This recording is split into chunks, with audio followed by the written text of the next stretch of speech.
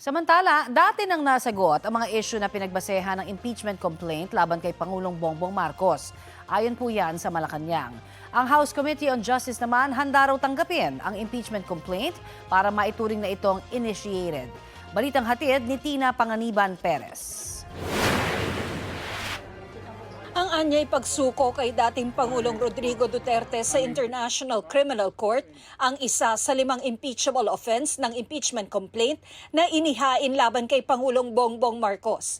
Inihain ito sa Kamara ng abogadong si Attorney Andre De Jesus. We are putting to question and holding the President accountable, number one, for allowing a citizen of our country to just be whisked away, kidnapped virtually, and brought to a foreign land without due process, despite fully functioning courts here in the country. Impeachable offense din daw ang hindi pagveto ng Pangulo sa unprogrammed appropriations sa 2023, 2024, 2025 at 2026 budget.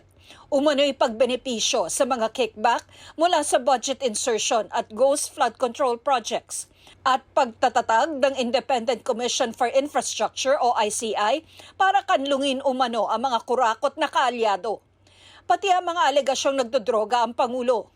We're also putting to question the fitness of the President to still govern our country. Binigyang diin ni De Jesus na dapat ma-impeach ang Pangulo dahil sa graft and corruption, culpable violation of the Constitution at betrayal of public trust.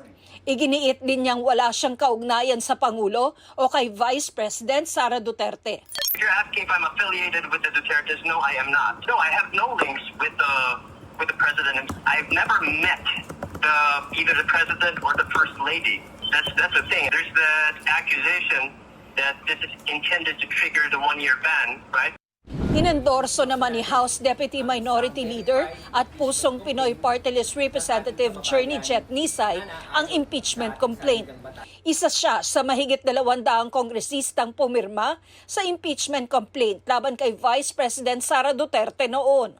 Kabilang din siya sa mga inirekomenda ng ICI na kasuhan ng Ombudsman kaugnay sa maanumalyang flood control projects. Ito yung gustong pag-usapan ng taong bayan, hindi puro sa social media.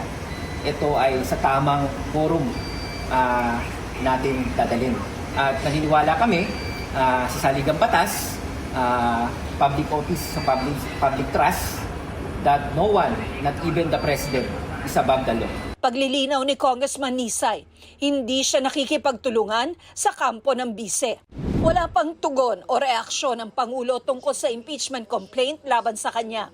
Pero ayon sa Malacanang, nirerespeto ng Pangulo ang proseso at may tiwala siya sa Kongreso bilang institusyong naatasang duminig nito. Wala rin daw basehan ang impeachment complaint. We respect this process and trust that Congress, as a co-equal branch of the government, will discharge its duties with honesty, integrity, and fidelity to the rule of law. Itong mga issue po na ito ay matagal na po natin nasagot. Matagal na po natin itong naipaliwanag, walang basehan. Ayon kay House Secretary General Cheloy Garafil, itatransmit niya ang reklamo sa tanggapan ng Speaker alinsunod sa konstitusyon at sa rules ng Kamara.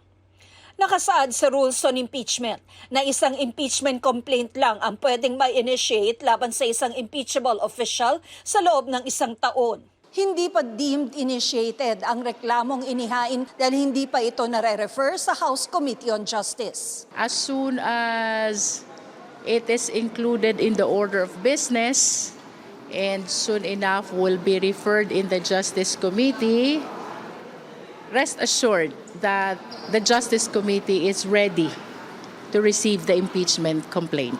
Pinamumunuan ni Presidential Son at House Majority Leader Sandro Marcos ang House Committee on Rules na nagre-refer ng mga impeachment complaint sa House Committee on Justice. Well, in this particular case, I think there is no choice for him because it really says that it has to be referred to the Committee on Justice.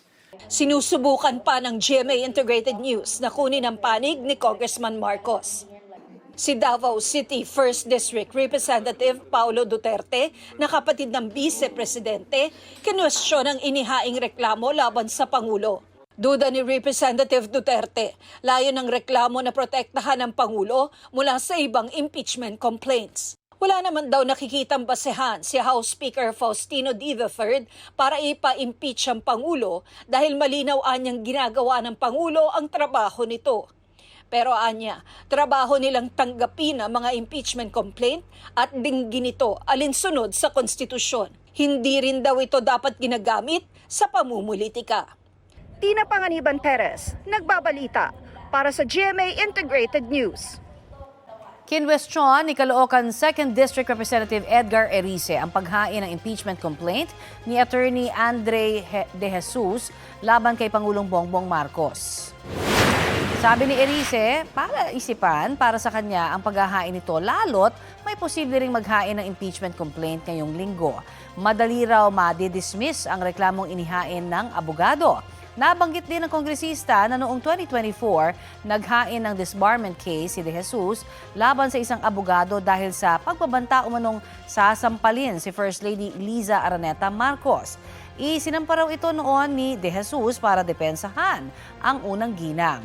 Sagot ni De Jesus, hindi niya naging kliyente at baka nga hindi siya kilala ng unang ginang.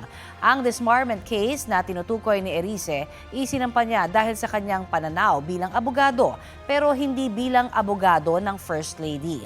Nilinaw ni De Jesus na hindi apektado ang politika ang kanyang mga kilos. Halimbawa pa niya, naging counsel siya noon ng PDP laban Duterte Wing. Pero hindi raw nito ibig sabihin na sinusuportahan niya ang mga Duterte.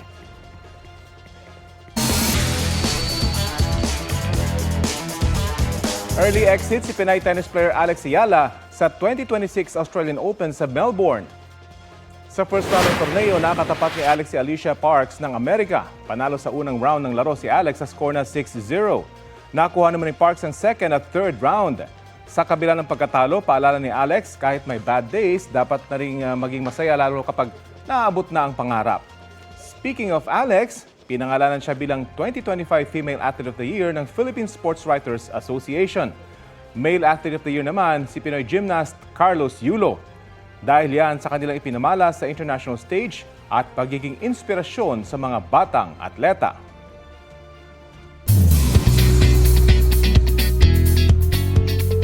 Tuesday latest mga mare at pare, intense scenes ang napanood sa pilot episode ng afternoon drama series na House of Lies.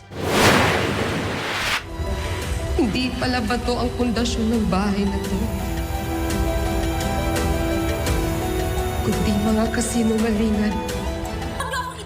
Unang episode pa lang, ramdam na ang panlilinlang at pagtataksil na naranasan ni Marjorie Castillo, played by Beauty Gonzalez. Kabilang dyan ang pag-demolish sa kanilang bahay at ang revelasyon na may asawa na ang kanyang nobyo na si Randall, played by Luis Alandi.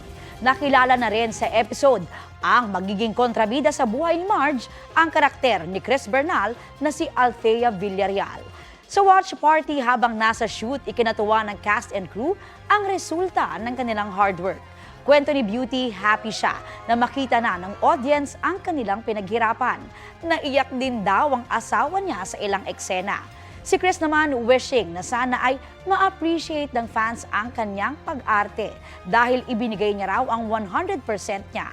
Hirit ng cast, sunod-sunod pa ang mga explosive scene na dapat abangan sa serye. Mapapanood ang House of Lies Monday to Friday, 3:20 p.m. sa GMA Afternoon Prime.